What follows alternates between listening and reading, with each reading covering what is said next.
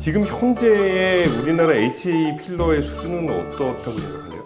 그러니까 세계의 그 유명 제품, 우리 좀 말씀하셨듯이 레이스트렌과 주비덤이 있고, 그다음에 뭐 에스텔리스는 사실은 지금은 좀 별로 평가를 못 받으니까 그 두 개에 비해서 현재 나온 의미 있는 제품들이 많잖아요. 그 제품 그러니까 자체는 뭐 대한민국 선생님들이 워낙 많이 쓰시니까 다 걸러진 것 같아요. 이제 좀 뭐 나쁜 제품들은 많이 걸러지고 하는데 그래서 상당히 기술력이 높은 제품이랑 또 아주 나쁜 제품들이 두 가지가 다 이제 우리나라에는 가격으로 승부하는. 그 퀄리티를 가진 우리나라 제품들을 더 키웠으면 이게 이제 저는 이제 핵심이라고 보는데 여하튼 많이 발전했다고 봅니다.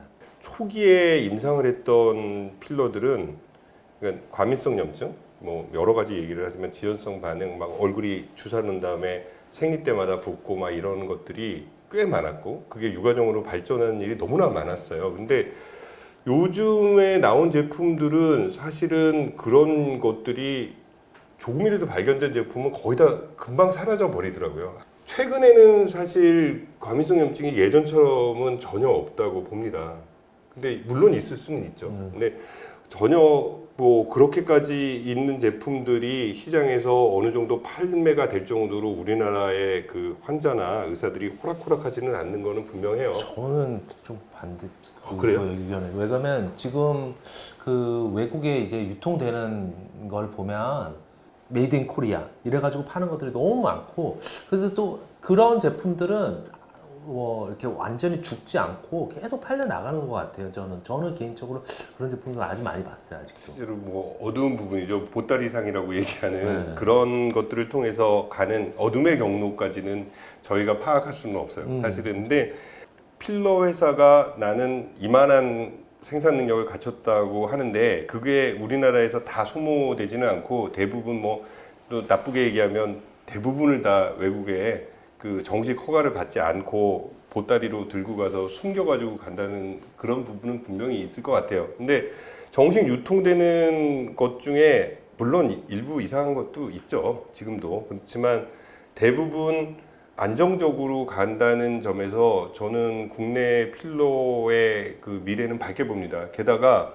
우리나라 보톡스 시장도 막 뻥 터졌듯이 우리나라의 필러 제품이 해외에 사실 정상적으로만 유통된다면 굉장히 강력한 그 무역의 무기가 될 수 있고 바이오 산업이 훨씬 발달할 거라고 생각해요. 그 많은 필러들이 나왔어요. 근데 뭐 임상을 해보고 두 분도 써봤지만 이 노리앙이라는 필러는 그 우리가 기존에 우리나라 필러에 대해서 우려를 갖고 있었던 과민성 염증이나 유가종에 대해서 어떤 식으로 그걸 막으려는 노력을 하셨고 그리고 안정성을 어떻게 확보하려고 노력을 하셨는지. 저희는 무조건 깨끗하게 만들었습니다. 이게 아무래도 이게 허가 자체가 의약품이 아니라 의료기기다 보니까 이 의료기기를 만들기 위한 그 제조 시설에 대한 기준 자체가 의약품보다는 좀 낮거든요. 그래서 그런 부분들을 저희는 의약품 수준까지 끌어올렸고 또 저희가 유럽 허가를 받으면서 유럽에서 저희한테 요구했던 기준들을 그게 이제 한국에서 요구하는 기준이랑 유럽에서 요구하는 기준 중에 가장 까다로운 부분만 저희가 골라서 지금 저희 그 공정에 적용을 하고 있는데 그런 부분들이 조금 더 깨끗한 제품을 만드는데 도움이 많이 되지 않았나 그렇게 생각을 하고 있습니다.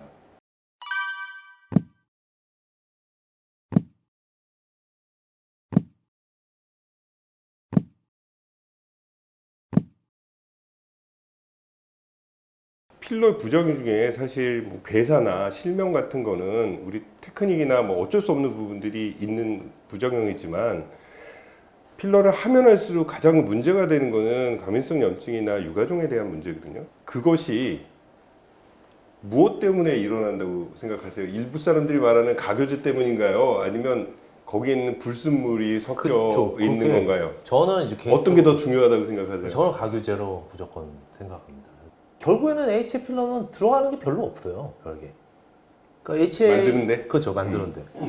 이제 만드는 게 의외로 간단해요. 의외로. 그리고 뭐 빨리 뭐 그래서 제가 이렇게 여러 개의 논문을 보고 뭐 한 논문 중에서 정말 좋아하는 논문 하나 중에가 뭐냐면 소량으로 만드는 것들. HA 필러를 자체를 한 배치를 소량으로 만들었을 때 뭐 가장 이분하게 똑같이 10,000개를 만드냐, 1,000개를 그쵸, 만드냐, 그쵸. 뭐 네, 그런 한 얘기. 번에 만들 한 때. 번에 만들 때 저 1,000개 정도를 네, 만든다. 그게 좀 더 농도도 맞고 이물질 BDD도 덜 들어가고 뭐 이렇다라는 논문이 하나 있어서 그렇게 만든 제품이 제일 저는 개인적으로 좋다고 생각하는데 히알루론산이 다이사카라이드란 말이에요. 두 개의 이제 설탕하고 같은 비슷한. 제가 팔 빌려줄게. 이렇게 해서 하면 요거끼리 붙어야 돼요. 요거는 어차피 안약 같은 거에 많이 들어가요. 이 HA가 붙어야 되는데 붙어야지 이게 HA 필러예요. 아니고 그냥 있으면은 그냥 히알루론산 우리 몸에 다 있고 빨리빨리 녹고 제대로 붙어야지 히알루론산 필러인데 안 붙는 거죠. 네. 얘가 이렇게, 가교제. 네, 이렇게만 붙어 있고 이렇게 안 붙어 있는 거 이런 것들이 너무 많다는 거야. 이게 뭐 어떻게 되냐면 보통 뭐 MOD가 5다 그러면은 이게 49예요. 이게 하나예요. 그러니까 이게 너무너무 많은 거예요. 보통 붙으려면. 그러니까 한쪽만 붙은지 이렇게 떨어져 있는 게. 한쪽만 제대로 붙는 것들이 거의 없어요. 선생님 얘기는 이 펜던트 타입의 그 가교제가 과민성 염증을 만드는 주 원인이라는 거. 저는 개인적으로 왜 그러면 이거 딴 게 없어요. HA랑 BDD밖에 없잖아요. 그럼 필요해요. 선생님은 그게 메인이라고 생각하세요? 이렇게 말씀드리면 저는 그렇게 생각 안 한 지가 좀 됐습니다. 음. 그 논문에서 이제 제시하고 있는 그래프나 숫자는 정해져 있는데 그 논문을 볼 때 의사들마다 이 논문에서 뭘 보는지가 좀 다른 게 있는 것 같아요. 저는 뭘 봤었냐면 펜던트 타입이 뭐 실명 얘기해도 되는 거니까 얘기할게요.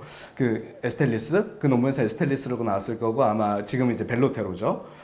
벨로테로가 펜던트 타입이 굉장히 많아요, 사실은. 그리고 펜던트 타입이 굉장히 많으면 이제 나타나는 물성 중에 하나가 필러가 굉장히 좀 코이시브함에도 불구하고 다루기가 좋은 그런 특징이 있죠. 그러니까 모르지 않고 그렇게 만들었을 거예요. 아까 히스토리에서도 말씀드렸다시피 이미 HA를 초창기부터 다뤘던 사람들이 다시 나와서 만든다니까. 그런데 그렇다면은 모든 필러는 일정 정도의 그 이뮨 리액션을 일으키는 퍼센티지가 있는데 그 데이터를 감안해서 보면은 분명히 벨로테로, 에스텔리스는 상당히 높은 쪽에 많아야죠. 들어가야 되는데 저의 체감과 제가 갖고 있는 데이터로 봤을 때는 오히려 적어요. 굉장히 적은 쪽에 들어가는 굉장히 적죠. 필러이긴 해요. 물론 좋아요. 벨로테로 볼륨은 좀 다르고 인텐스 또 베이직 소프트가 밸런스 소프트가 다르긴 하지만 전반적으로 글쎄요 필러를 이것저것 많이 써본 사람한테 벨로테로 엄청 붙지 않냐 그러면은 뭐 이거 아닌데 그렇게 얘기할 필러란 말이에요 사실은. 그렇다면은 분명히 중요해요. 왜냐하면 그 BDD를 컨트롤 잘 못하는 회사에서는 문제가 될 거라고 저는 생각을 해요. 근데 하나의 잣대로 펜던트 타입만 물론 펜던트 타입이 적으면 좋죠. 저도 좋다고 생각해요. 근데 그것만의 문제가 아니라 그 우리 공정상에 수많은 것들이 있잖아요. 뭐 이렇게 화학 물질을 어차피 섞은 거니까 뭐 씻어내고 깨끗하게 하고 불순물 안 들어가게 하는 그런 노력들은 기본으로 들어간 다음에 펜던트를 따져야 된다는 게 제 생각이거든요. 사실 구조 자체는 히알루론산하고 시안수라하고 BDD 사이라고 저는 보고요.